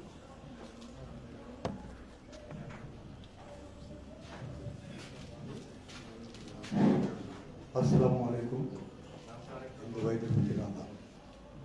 আজকে সিরাজুল আলম খান এস এ খান ফাউন্ডেশনের কর্তৃক আয়োজিত আজকে 85তম জন্মদিন সিরাজুল আলম খানের। এই 85তম জন্মদিনে আলোচনা সভার সম্মানিত সভাপতি, এস এ খান ফাউন্ডেশনের যিনি ট্রাস্টি বোর্ডের চেয়ারম্যান, সদস্য সচিব ব্যারিস্টার ফারাহ খান, বিভিন্ন সাংবাদিক বৃন্দ এবং সুধীবৃন্দ, সবাইয়ের প্রতি রইল আমার সালাম। এখানে আসলে আজকে সিরাজুল আলম খানের 85তম জন্মদিন। আমার মতো একটি ক্ষুদ্র মানুষ যে কথাটি আমি বলতে চাই সেটি হলো, সিরাজুল আলম খানের জন্ম না হলে আমার মনে হয় 1969 সালের গণ অভ্যুত্থান সৃষ্টি হতো না। এটা কিন্তু বাস্তব। তার কারণ সিরাজুল আলম খানের জন্ম যদি না হতো, তাহলে আমার মনে হয় যে 69 সালের গণ অভ্যুত্থান সৃষ্টি হতো না। আগরতলা ষড়যন্ত্র মামলার থেকে জাতির জনক বঙ্গবন্ধু শেখ মুজিবুর রহমান উনি বেরিয়ে আসতেন না। এটা কিন্তু বাস্তব। যখন সিরাজুল আলম খান ছাত্রলীগের অবস্থানে যখন উনি ছিলেন, ছাত্রলীগের সেই 62, 63, 64 সালে যখন সাধারণ সম্পাদক, তারপরে কিন্তু উনি ছাত্রলীগটাকে সারা দেশে গড়ে তুলেছেন এবং সারা দেশেই ছাত্রলীগটাকেই উনি এমনভাবে গড়ে তুলেছেন যে তখন কিন্তু ছাত্রলীগের মাঝেও দুইটা পার্ট ছিল। একটা পার্টের নেতা ছিলেন আসমর হক শাহজাহান সিরাজ, আর একটা পার্টের নেতা ছিলেন নুরে আলম সিদ্দিকী এবং কুদ্দুস মাহমুদ। তারপরেও কিন্তু উনি সারা দেশে কিন্তু সমস্ত শিক্ষা প্রতিষ্ঠানগুলো যে প্যানেল নির্বাচিত হয়েছিল সেটা কিন্তু রব সাহেব এবং শাহজাহান সিরাজের প্যানেলেই নির্বাচিত হয়েছিল, এবং সেটা সিরাজুল আলম খানের পন্থী তারাই কিন্তু নির্বাচিত হয়েছিল, যারা স্বাধীনতা সংগ্রামে অগ্রণী ভূমিকা পালন করেছে। এবং ঠিক সেই 69 সালে উনি যখন দেখলেন যে কিভাবে আন্দোলন সংগ্রাম রচনা করা যায়, তখন কিন্তু উনি পড়লেন, সর্বপ্রথম উনি চিন্তা করলেন শুধু রাজনৈতিক দল আওয়ামী লীগ দিয়ে আমাদের পূর্ব পাকিস্তান থেকে আমাদের বাংলাদেশ সৃষ্টি করা সম্ভব না। তখন উনি চিন্তা করলেন কিভাবে একটি শ্রমিক সংগঠন গড়ে তোলা যায়। তখন উনি আদমজিতে ঢুকলেন সর্বপ্রথম, এবং কাদের সঙ্গে উনি কথা বলবেন, তখন উনি নোয়াখালীর মানুষ, যেহেতু তখন নোয়াখালী একটা গ্রেট জেলা ছিল, অনেক বড় জেলা ছিল, সেই জেলার মানুষ উনি নোয়াখালী বেশ কিছু লোকজনকে উনি কালেক্ট করলেন, এবং তাদের সঙ্গে কথাবার্তা বলে উনি কিন্তু সেখানেই কিন্তু নোয়াখালী বেশ ওই অর্গানাইজেশনটা শ্রমিক লীগ উনি তৈরি করেন। তার পরবর্তী পর্যায়ে বিভিন্ন হরতাল এবং আন্দোলন সংগ্রামে ওনাদের এই যে শ্রমিক লীগের যে সমর্থন, এবং সেই সমর্থনের মধ্য দিয়ে উনি যখন আন্দোলন সংগ্রামের একটি শেষ পর্যায়ে হরতাল আহ্বান করলেন, এবং সেই হরতালে যখন এখানে সমস্ত লোকজন আদমজির থেকে, ভতুলের থেকে, তেজগাঁ থেকে এভাবে যখন লোকজন যখন চলে আসলো, তখন কিন্তু গণ অভ্যুত্থান হয়ে গেল। তখন কিন্তু সিরাজুল আলম খানকে পাকিস্তান গভর্নমেন্টের লোকজন, তখন শ্রমিক লীগরাই মানে শ্রমিক সংগঠনের হাজার হাজার মানুষ যখন এই মানে সায়দাবাদ থেকে ওইদিকে আর ফেরত যাচ্ছে না, তখন কিন্তু সিরাজুল আলম খানকে খুঁজে বের করা হলো, এবং তখন পাকিস্তান গভর্নমেন্ট তাকে নিয়ে এসে তারা কথা বলায় তাদের সেখান থেকে নিবৃত করে, তারপরে গণ অভ্যুত্থান সৃষ্টি হওয়ার পরে তারা শেখ মুজিবুর রহমানকে তারা মুক্তি দিতে বাধ্য হন। তো ঠিক এই সিরাজুল আলম খান এনেই আজকে আসলে এখানে অনেক জ্ঞানী মানুষ আছে, আমাদের মতো ক্ষুদ্র মানুষের এখানে কথা বলার কোনো মানে যৌক্তিকতাও নেই, তার কারণ আমরা অত সুন্দর করে হয়তো কথা বলতেও পারি না। যারা অনেক জ্ঞানী মানুষ আছে যিনি এখানে তারা কথা বলেন এবং তারা হয়তো শুনছেন, কিন্তু আসলেই সিরাজুল আলম খান এমনি একটি মানুষ। তারপরে যখন আন্দোলন সংগ্রামের মধ্য দিয়ে 1969 সালের গণ অভ্যুত্থান, তারপরে নির্বাচন, 70-এর নির্বাচন, তারপরে 71-এর সশস্ত্র সংগ্রাম। কিন্তু 71 সালে সশস্ত্র সংগ্রামের ইতিহাস কিন্তু আপনারা সবাই জানেন, এবং যখন 25শে মার্চ তার কালোরাত্রি সৃষ্টি হওয়ার দিনও সেই ঘটনা আপনাদের অনেকেরই জানা আছে, যেদিন জাতির জনক বঙ্গবন্ধু শেখ মুজিবুর রহমানের উনি বাসভবনে আসমর হক, শাহজাহান সিরাজ এবং আমাদের সিরাজুল আলম খান এবং আব্দুর রাজ্জাক সহ, তোফায়েল আহমেদ সহ সবাই যখন উপস্থিত ছিলেন, তখনও কিন্তু জাতির জনক বঙ্গবন্ধু শেখ মুজিবুর রহমানের সঙ্গে অনেক কথাবার্তা হয়েছে, কিন্তু উনি সবাইকে বিদায় করে দিয়েছেন। তারপরে কিন্তু ওনাকে উনি বিদায় করে দেওয়ার পরে তারপরে রাইট পাওয়ার পরে এবং কি কথাগুলো হয়েছিল সেগুলো কিন্তু আপনারা অনেকেই আপনাদের আছেন। এবং সবচেয়ে একটি নীরব সাক্ষী, যে লোকটার কথা আমি না বললে আপনাদের সামনে নয়, সেটা হচ্ছে ফেরদৌস আলম পিয়ারু, যিনি সিরাজুল আলম খান দাদার সঙ্গে সার্বক্ষণিক উনি থাকতেন। উনি মোটরসাইকেলে তাকে ড্রাইভ করতেন, কোথায় নিয়ে যেতেন, কি অবস্থায় করতেন, উনি কিন্তু একটি নীরব সাক্ষী। এখনো উনি বেঁচে আছেন, তো এই যে অবস্থা, তো এই অবস্থান থেকে আসলে সিরাজুল আলম খান কি, এবং সিরাজুল আলম খানের রাষ্ট্র দর্শন, এবং বাংলাদেশ হওয়ার পরে যখন উনি 15 দফা দাবি দিয়েছিলেন শেখ মুজিবুর রহমানকে, উনি বলেছিলেন যে আপনাকে এই দেশটাকে আপনার প্রধানমন্ত্রী হওয়ার দরকার নেই, আপনার দেশের রাষ্ট্রীয় ব্যবস্থাপনা এবং রাষ্ট্র শাসনের অধিকার আজকে এদেশের শ্রমজীবী, কর্মজীবী, পেশাজীবী মানুষকে দিয়ে আজকে যদি আপনি একটা জাতীয় সরকার গঠন করেন, তাহলে জাতীয় সরকারের মধ্য দিয়ে দেশ পরিচালনা হবে এবং আপনি জাতির জনক হিসেবেই অবস্থান করবেন, আপনার রাষ্ট্রীয় ক্ষমতা নেওয়ার কোনো প্রয়োজন নেই। কিন্তু তারপরেও ওনাকে উপেক্ষা করে উনি বললেন, কি বলিস তোরা, আমি কি মানে আওয়ামী লীগের মানে রাজনীতিতে আওয়ামী লীগ রাষ্ট্রীয় ক্ষমতা দখল করবে না, এই যে অবস্থা, এই কথাগুলো উনি বলেছিলেন। কিন্তু তারপরে বলার পরেও তারপরে যখন ওই আর পল্টন ময়দান এবং রেসকোর্স ময়দানে ছাত্রলীগের ডিভিশন হয়, আমি কিন্তু অত মানে শুধু সামান্য একটু করে বলে যাচ্ছি, হ্যাঁ, কিন্তু যখন ডিভিশন হয় তখন ডিভিশনে কিন্তু দুই জায়গায় ছাত্রলীগের যে অবস্থান, সেই অবস্থান কিন্তু আপনারা অনেকেই জানেন, অনেকেই ছিলেন, অনেকেই দেখেছেন। পল্টন ময়দান কীরকম জমজমাট ছিল এবং রেসকোর্স ময়দান কীরকম জনাকীর্ণ ছাত্র সংগঠনের নেতারা ছিল। কিন্তু জাতির জনক বঙ্গবন্ধু শেখ মুজিবুর রহমান উনি কিন্তু দুই জায়গায় কথা দিয়েছিলেন যে এখানেও আসবো, ওখানেও যাবো। হ্যাঁ, আমি মানে যে কোথায় যাই আমি বলবো, আমি কোথাও যাবো না। শেষ পর্যন্ত বলছেন কোথাও যাবে না, কিন্তু শেষ পর্যন্ত উনি রেসকোর্স ময়দানে গেলেন।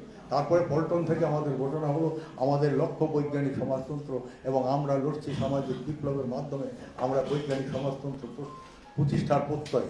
এই ঘটনা দিয়েই কিন্তু সেই দিন ছাত্রলীগের দুইটা পার্ট হয়ে যায়, এবং সেই ছাত্রলীগের পার্ট থেকে আমরা পরবর্তী পর্যায়ে ছাত্রলীগের মধ্য থেকে আপনারা জানেন 72 সালের 31শে অক্টোবর জাতীয় সমাজতান্ত্রিক দলের জাসদের সৃষ্টি হয়, এবং সেই সৃষ্টি লগ্ন থেকে মাত্র কয়েকজন মুক্তিযোদ্ধা এবং জাসদ তার পরবর্তী পর্যায়ে যখন জাসদের কিন্তু এখানে আপনারা একটা জিনিস আপনারা অবশ্যই জানবেন, এখানে নতুন প্রজন্মের অনেকেই আছে, তাদের কিন্তু জানা দরকার।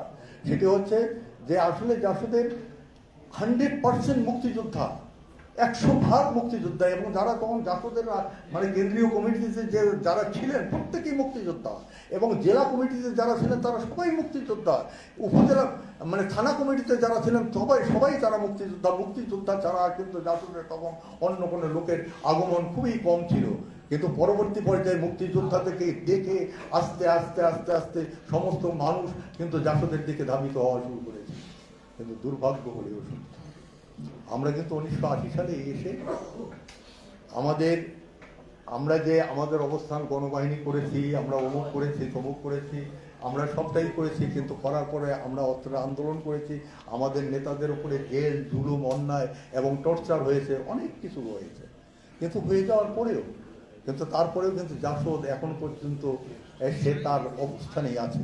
1980 সালে সিরাজুল আলম খান উনি যখন 18 দফা কর্মসূচি প্রণয়ন করেছিলেন, তখন কিন্তু এই 18 দফা কর্মসূচির বিপরীতে তখন কিন্তু বাসদ সৃষ্টি হয়েছিল আফাম মাহবুল হক, মাহমুদুর রহমান মান্না সাহেব এবং খালিকুজ্জামান ভূঁইয়া সহ শুভ্রাংশু চক্রবর্তী, মমিনুল হায়দার চৌধুরী সহ অনেকে, তারা সেদিন বাসদ সৃষ্টি করেছিল।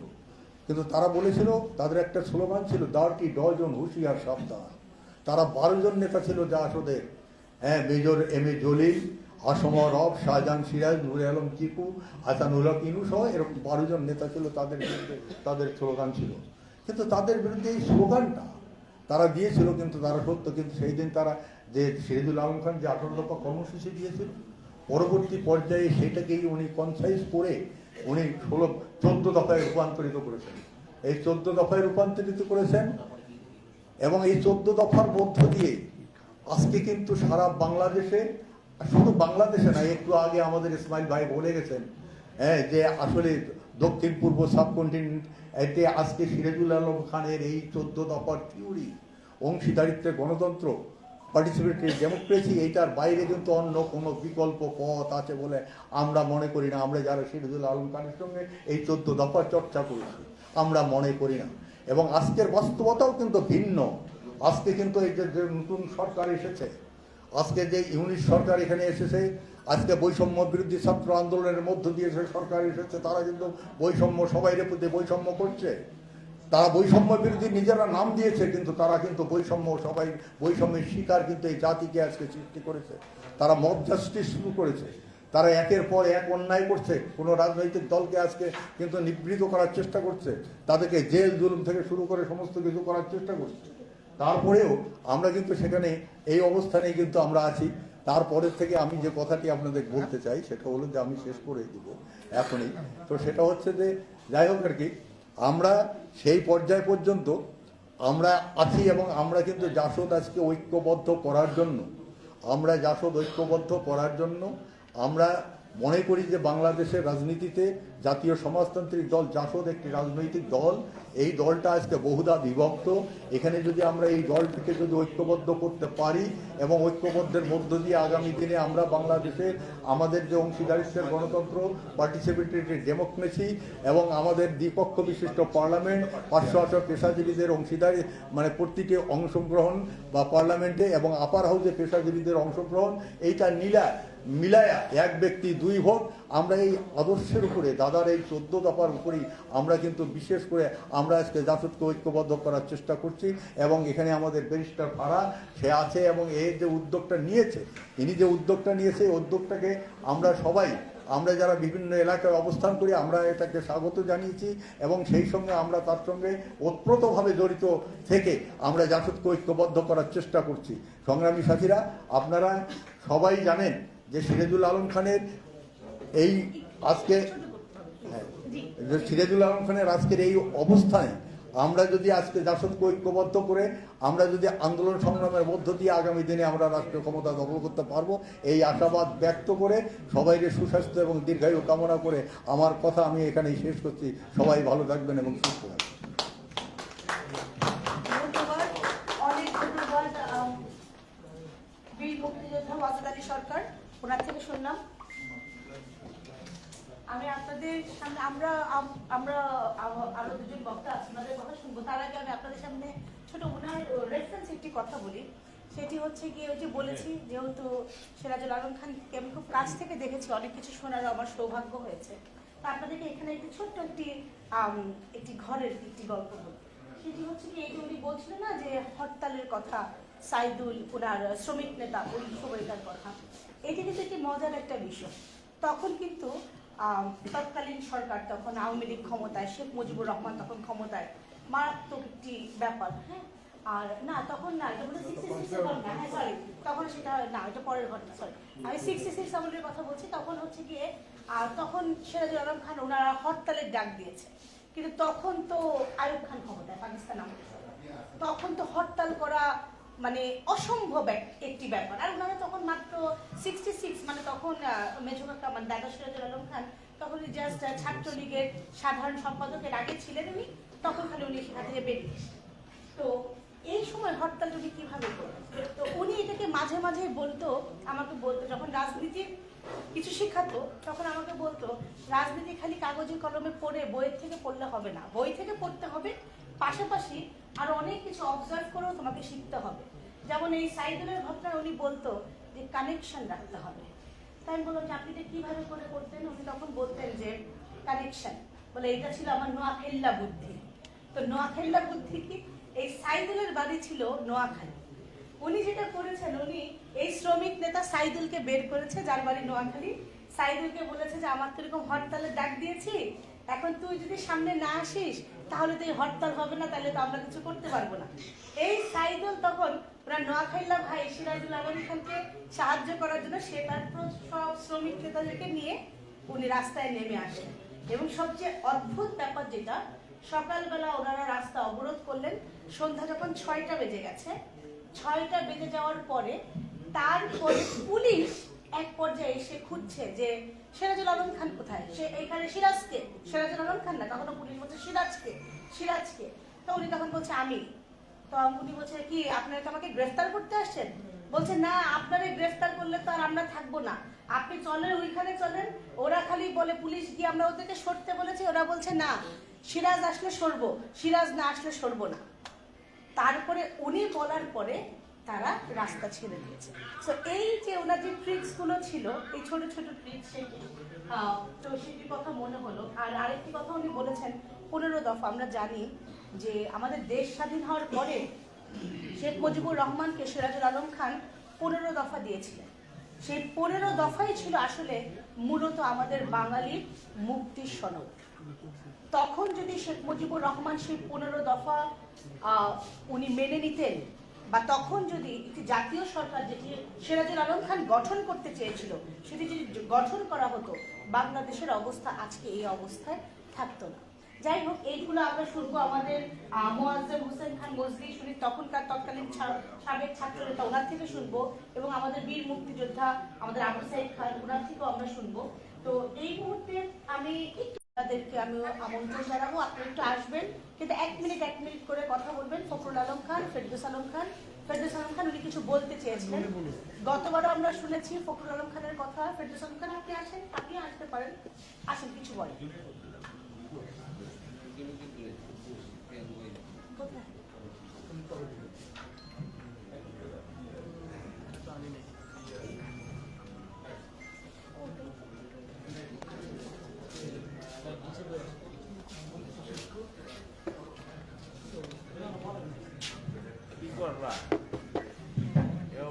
আসসালামু আলাইকুম।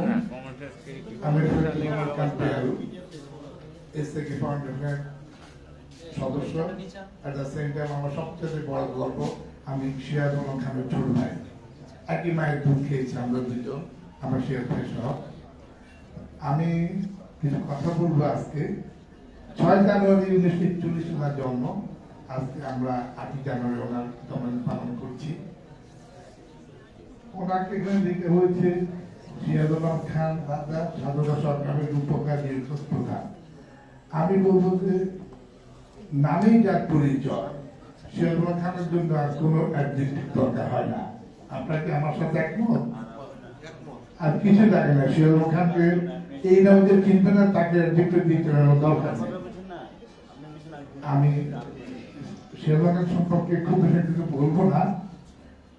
আমার সৌভাগ্য হয়েছে ওনার সাথে আমার প্রায় জ্ঞান অবস্থা মানে বুদ্ধি অবস্থা প্রায় 40 বছর চলাফেরা করা।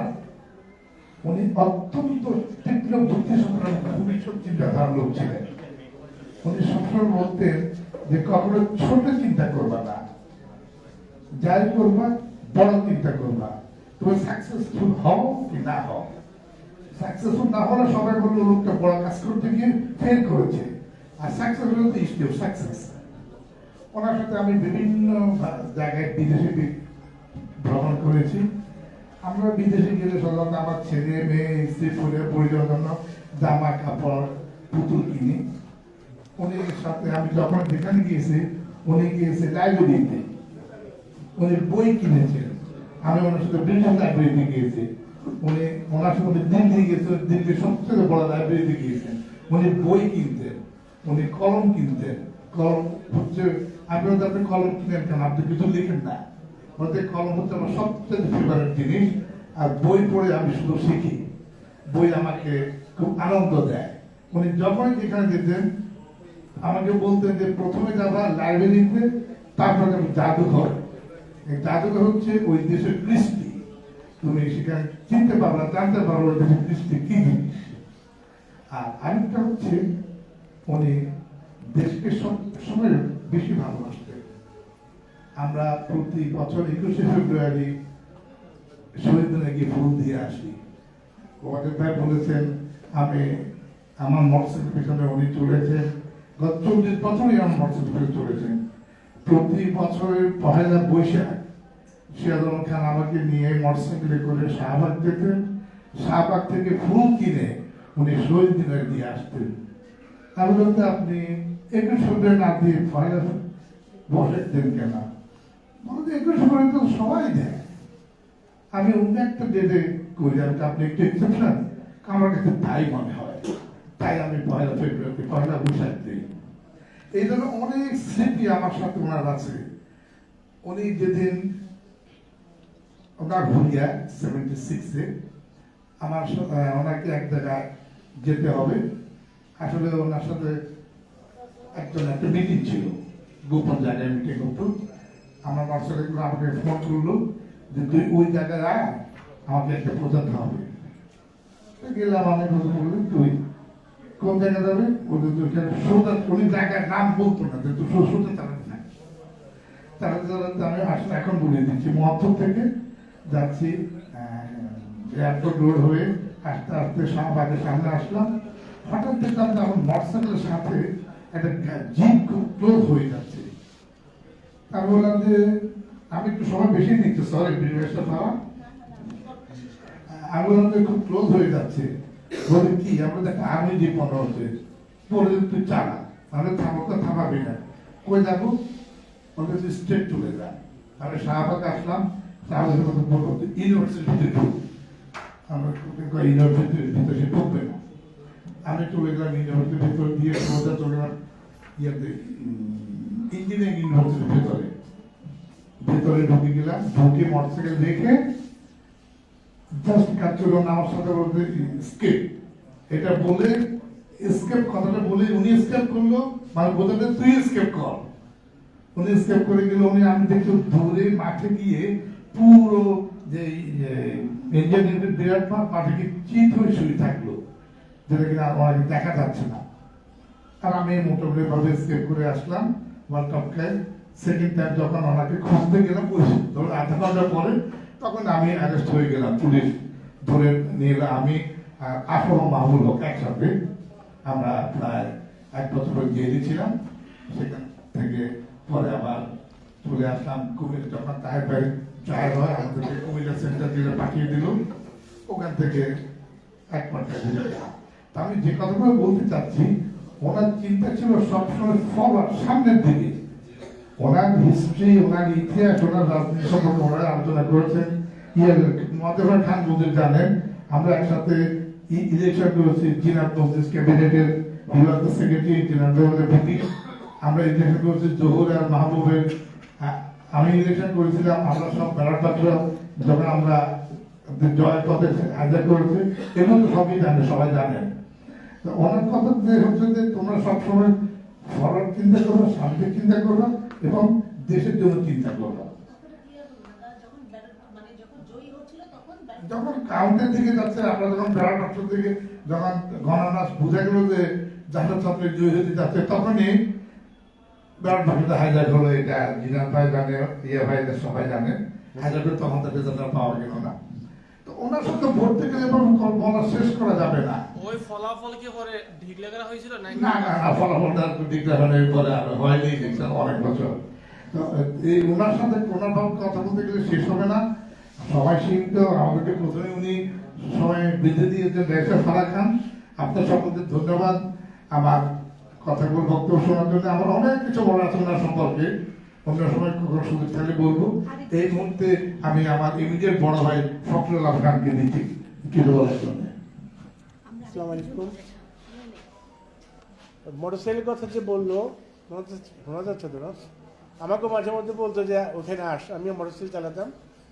তো গেলাম, হঠাৎ করে দেখলাম উনি এসে পিছিয়ে বসলো, চালাও।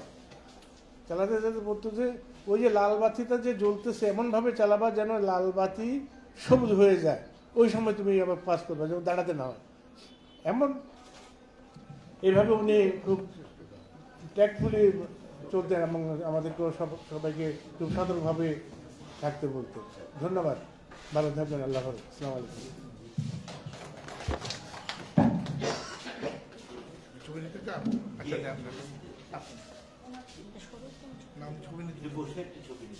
আচ্ছা, একটু মিয়াটা বলে দিন, নেক্সট কারোর কথা বলে দিন। ধন্যবাদ আপনাকে, অনেক অনেক ধন্যবাদ আপনাকে। এই মুহূর্তে আমি খুব ছোট করে বলার জন্য ডাকছি হচ্ছে সাইদুল্লাহ রুমি। আমি নাকি দেখতে পাচ্ছি, একটু বলতে হবে। আসেন আসেন আসেন আসেন আসেন, একটু বলে যান।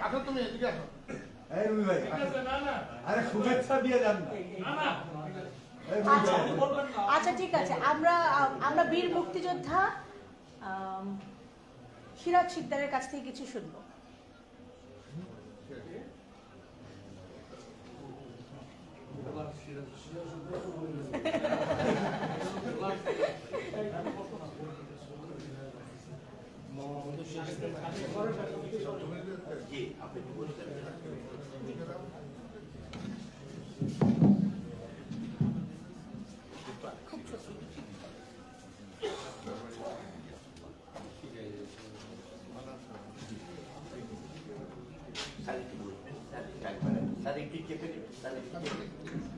আজকের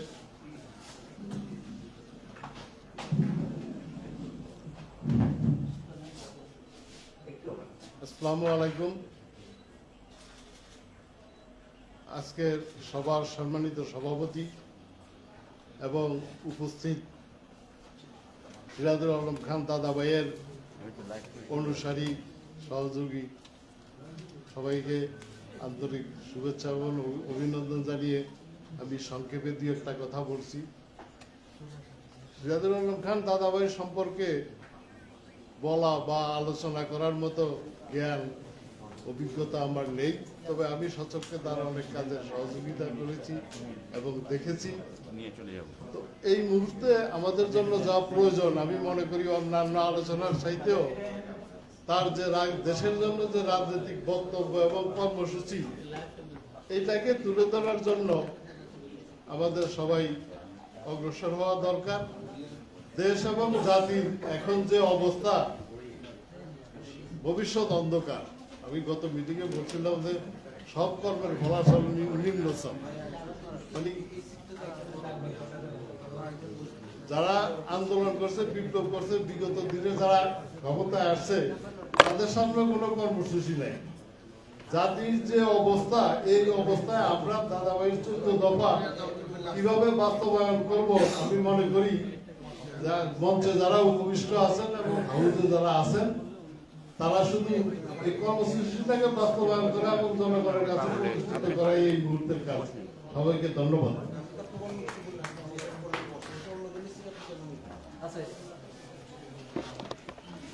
অসংখ্য ধন্যবাদ বীর মুক্তিযোদ্ধা সিরাজ শিকদার। উনি জেএসডির সাথে আছেন, সম্পৃক্ত আছেন।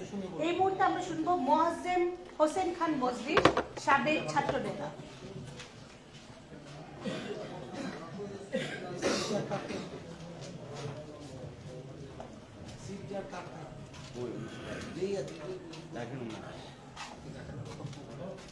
আজকের এই সভার মাননীয় সভাপতি, উপস্থিত সুধীবৃন্দ, আসসালামু আলাইকুম।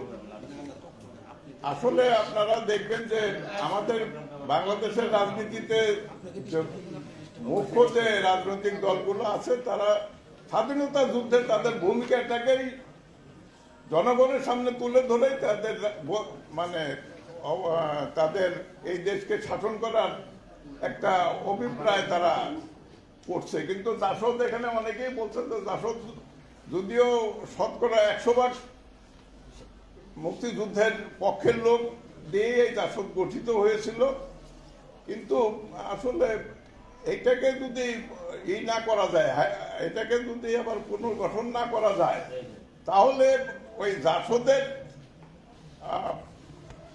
এইটা স্বাধীনতা যুদ্ধের মূল ভূমিকা পালন করার সত্ত্বেও এটা আমরা কেন ক্লেম করতে পারছি না? কারণ ক্লেম মানে এটার ব্যাপারটা হলো যে রাজনীতি তো একটা কালেকটিভ গেম।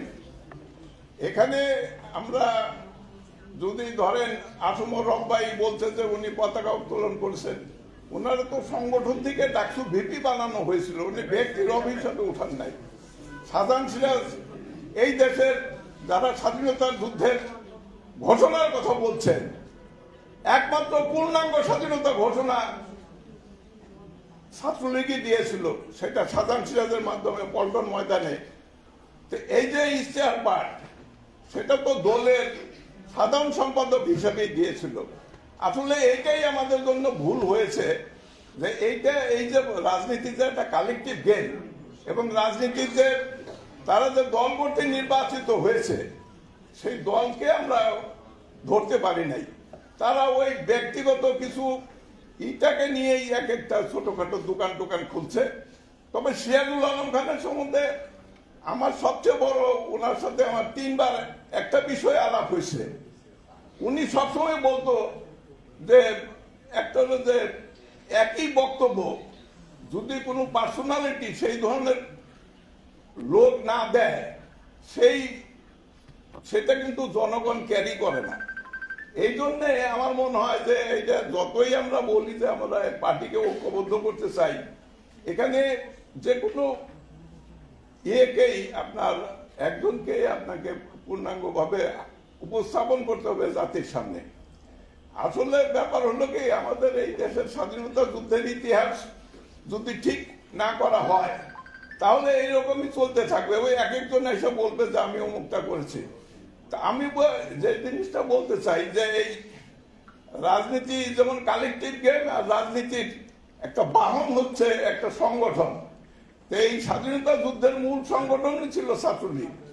সেই ছাত্রলীগ আমরাই পুনর্গঠন করেছিলাম। সেই ছাত্রলীগ থেকে আসমর হককে ডাকসু ভিপি বানানো হয়েছিল।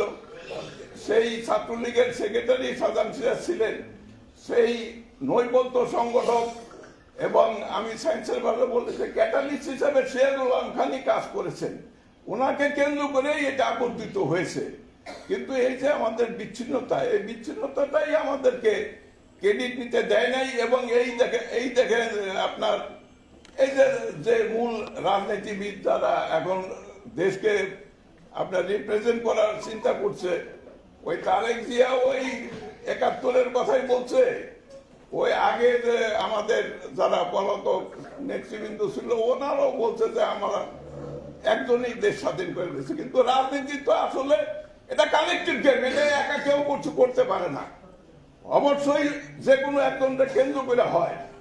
বঙ্গবন্ধু অবশ্যই মূল একটা ভূমিকা পালন করেছে, কিন্তু আগরতলা কেসে যখন উনি পড়েছিল তখন যদি 69 গণঅভ্যুত্থান আমরা না করতে পারতাম তো তখন তো তার ফাঁসি হয়ে যেত। আর কিসের জাতির পিতা কিসের কি, এই জয় বাংলা স্লোগানও আমরা দিয়েছি। এখানে আওয়ামী লীগের আমলে কিছু দেখলাম যে এই নতুন একটা হলো, তারা এই আন্দোলনেই জড়িত ছিল না, ওই যে সৈয়দ আনোয়ার হোসেন বললো যে এটা নজরুলের থেকে নেওয়া হয়েছে। আসলে ওই সময় জিয়া সিন্ধে একটা আন্দোলন চলতেছিল পাকিস্তানে, সেই জিয়া সিন্ধের আন্দোলনের অনুকরণে এই জয় বাংলা স্লোগান আমরা দিয়েছিলাম। তো এখানে বঙ্গবন্ধু উপাধি আমরা যারা জাসদ ছাত্রলীগ করছি তাদের মধ্যে রেজাউল হক মুস্তাক সেই প্রথম বঙ্গবন্ধু করছে। এখানে পুরা জিনিসই আমাদের করা, কিন্তু পরবর্তীতে যেভাবে হোক আমরা আমাদের জিনিসে এদের কাছে ছেড়ে দিয়ে চলে আসলাম। ওরা ওই জয় বাংলা জয় বঙ্গবন্ধুকেই রাজনীতি করে গেল, কিন্তু এগুলোর মতো তো ওরা জড়িত ছিল না। এই জয় বাংলা স্লোগান যখন একরামুল হক মহসিনুল মারছে বলতো ওরা। তো এই জন্য ইতিহাস আরেকটা ভাই তো ইতিহাস বললো, স্বাধীনতা যুদ্ধের পরে সিরাজুল আলম খান বলছিল যে জাতীয় সরকার করেন, তো জাতীয় সরকার করে নাই, কিন্তু ডাকসুতে তো প্রথম প্যানেল আমরা দিলাম, সেটাও তো ওই স্বাধীনতার পরে আমরা ব্যক্তিবাদে ভুগলাম। শেখ শহীদুল ইসলামকে আমি নিজে বললাম যে আপনি বিপি দাঁড়ান, আমি দিয়ে দাঁড়াই। শেখ শহীদ স্বাধীনতার পরে এটা করলো না, আলাদা প্যানেল দিল।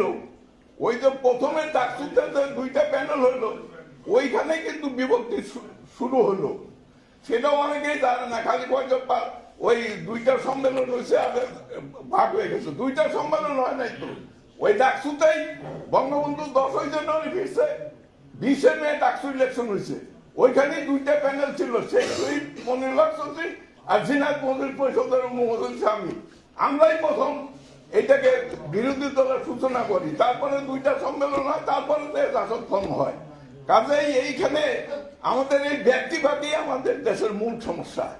এই যে অবশ্যই রব্বাই পতাকা উত্তোলন করছে, ক্রেডিট সে নিতেই পারে, কিন্তু তাদের ডাকসু বিপিটা বানাইলো বলো, এই ঢাকা ইউনিভার্সিটি ছাত্রলীগ বানাইছে, তো সবাই ক্রেডিট তো সবাইকে দিতে হবে। এই কারণেই আসলে আমরা করতে পারি না। আজকে মূল আওয়ামী লীগ বলেন বিএনপি বলেন, তারা তাদের মূল ক্যাপিটালই হচ্ছে এই দেশের স্বাধীনতা যুদ্ধের ভূমিকা। ওরা তো জিয়া ঘোষণা দিচ্ছে দেশ স্বাধীন হয়েছে, তাইলে 66-তে যে ঘটনা এখানে আসলো, যে 66-তে 7 জনে যে হরতাল হইলো, সে হরতাল কারা করলো?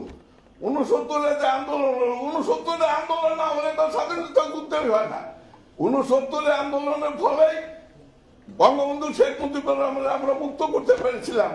যারা বিচারক ছিল তারা পিছন দিকটা বলে করাচি চলে গেল, ওইখানেই তো তাকে ছাড়তে বাধ্য হলো। তাহলে 69-এর ফলেই বঙ্গবন্ধু বললো যে আমি 1 ম্যান 1 ভোট চাই, আমি প্যারিটি মানি না। ওনার নেতা হোসেন শহীদ সোহরাওয়ার্দী পাকিস্তানকে রক্ষা করার জন্য আমরা 56 ভাগ হওয়া সত্ত্বেও মানে 150 সিটের কথা ওইটা পাকিস্তানের শাসনতন্ত্র ছিল। এই 69-এর ফলে শেখ মুজিবুর রহমান এত বেশি সিরাজুল আলম খানই তো, সিরাজুল আলম খান তো আমি যেটা বললাম, সিরাজুল আলম খান শেখ মুজিবুর রহমানকে আমি তো ওই 69-এর আন্দোলনের ফলে সিরাজুল আলম খানই প্রথম তার বঙ্গবন্ধু উপাধি দিল। এবং ওই যে পার্সোনালিটি যেটা আমার সে বারবার বলছে, বঙ্গবন্ধুর উপরে গুরুত্ব আরোপ করলেই তো সিরাজুল আলম খান, যে যার মাধ্যমে এইটাকে দেশ স্বাধীনের জন্য সিরাজুল আলম খান বঙ্গবন্ধু টাইটেল দিল।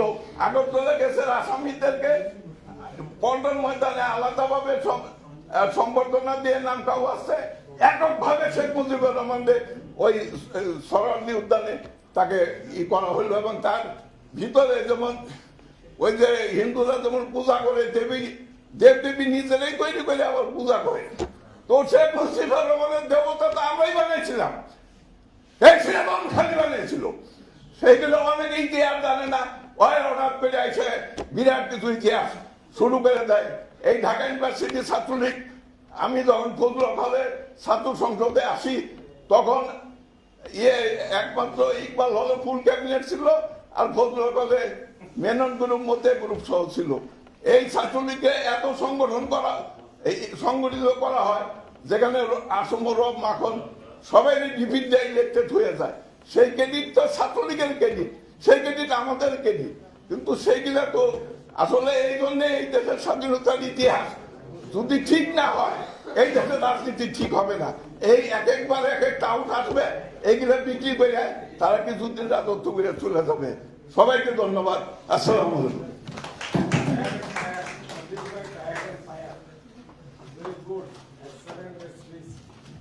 Thank you so much Moazzem Hossain Khan Majlish, অসংখ্য ধন্যবাদ আপনাকে আপনার বক্তব্যের জন্য। আমরা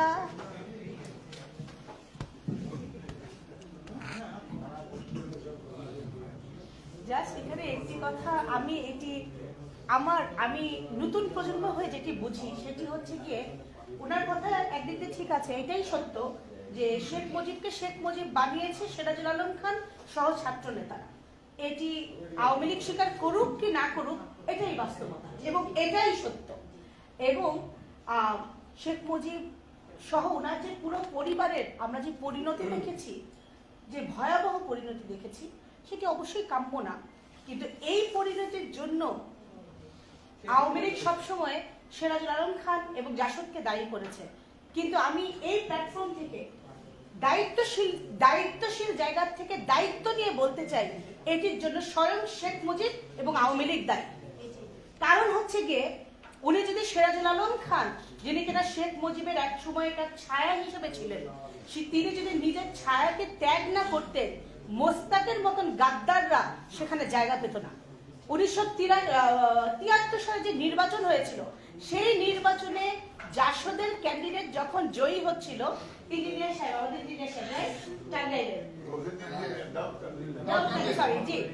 তো আমাদের ইঞ্জিনিয়ার সাহেব আমাদের জাসদের পক্ষ থেকে যখন উনি জয়ী হচ্ছিলেন, সেই ভোট মানে ভোটের বাক্স চুরি করে, ছিনতাই করে, হেলিকপ্টারে করে ঢাকা নিয়ে এসে এই মোস্তাককে শেখ মুজিব জয়ী ঘোষণা করেছিলেন।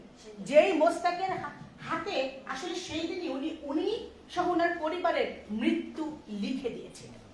উনি যদি শেখ মুজিব যদি তখন সিরাজুল আলম খানকে ধরে রাখতো, আমি মনে করি বাংলার মাটি আর যাই হোক কখনো শেখ মুজিবের রক্তের দায়ে, মৃত্যুর দায়ে কলঙ্কিত হতো না। সিরাজুল আলম খান কখনো শেখ মুজিবকে ছাড়েনি। শেখ মুজিব যদি কিনা ছাত্রলীগের যে দুটি মিটিং ছিল, উনি তো নেতা, উনি তো বাবার দরকার কি ছিল সন্তানদের মধ্যে ভাগ করার? আমার বাবা এখানে আছে, আমরা দুই ভাই বোন আছি, আমার ভাই একটা জিনিস চাইতে পারে, আমি একটা জিনিস চাইতেই পারি। আমার বাবার কাজ কি হবে? কারোর পক্ষে না গিয়ে মাঝখানে থাকা।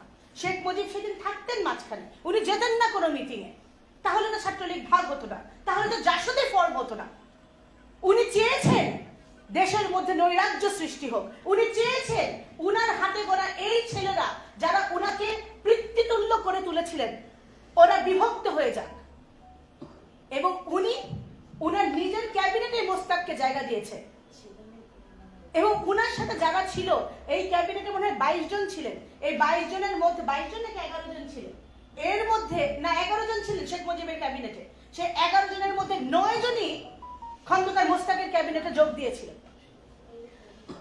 শেখ মুজিব ওনার মৃত্যুর জন্য, ওনার পরিবারের মৃত্যুর জন্য ওনারা সবাই এটার জন্য ওনারাই দায়ী। আওয়ামী লীগ দায়ী এটার জন্য। যাই হোক, সিরাজুল আলম খানকে নিয়ে বললে আসলে অনেক কিছুই বলা যায়, আমার আজকে বলার কথা না, তারপরেও বলে ফেললাম। যেহেতু আমি এসএকে ফাউন্ডেশন রিসার্চ ইনস্টিটিউটের সদস্য সচিব, সুতরাং আমিও তো একটু সুযোগ পাই বলার, সেই কারণেই বললাম আপনাদের সামনে। এই মুহূর্তে আমরা আসলে আমাদের প্রোগ্রামের শেষ প্রান্তে চলে এসেছি, কারণ বাইরে অনেক ঠান্ডা। এখানে আমরা প্রোগ্রামটা একটু আর্লি দিয়েছিলাম শুরু করার জন্য। আমরা আমাদের সভাপতির বক্তব্য শুনবো, আপনারা কিন্তু কেউ যাবেন না। তারপরে আপনাদের জন্য খুব ছোট্ট করে আমাদের একটু আপ্যায়নের ব্যবস্থা আছে।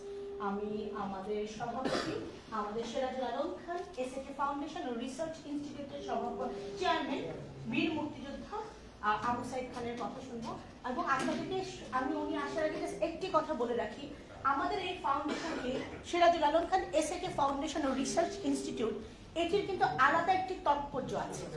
সেটি হচ্ছে গিয়ে এটি কিন্তু একমাত্র সংগঠন যেটি কিনা সিরাজুল আলম খানের জীবদ্দশায় উনি যখন বেঁচে ছিলেন উনার নামে গঠন হয়েছে। ওনার নামে কিন্তু কখনো কোনো সংগঠন, আপনারা জানেন, কিছুই কিন্তু ওনার নামে নেই। কোনো রাস্তাঘাট, অফিস আদালত, হাসপাতাল, স্কুল, কলেজ, মসজিদ, মাদ্রাসা, কোনো বাড়ি, কিছু নাই। এই একমাত্র সংগঠন এসএকে ফাউন্ডেশন ও রিসার্চ ইনস্টিটিউট যেটি ওনার নামে গঠন হয়েছে উনি জীবিত থাকা অবস্থায় 6 জানুয়ারি 2022। তো এই সংগঠনটার প্রতি আমাদের আলাদা রকমের শ্রদ্ধা, ভালোবাসা, অনুভূতি সবসময় কাজ করে। আপনারা আজকে যারা পাশে আছেন, সাথে আছেন, সবসময় আমাদের সাথে ভাবে থাকবেন বলে আমার বিশ্বাস। ধন্যবাদ।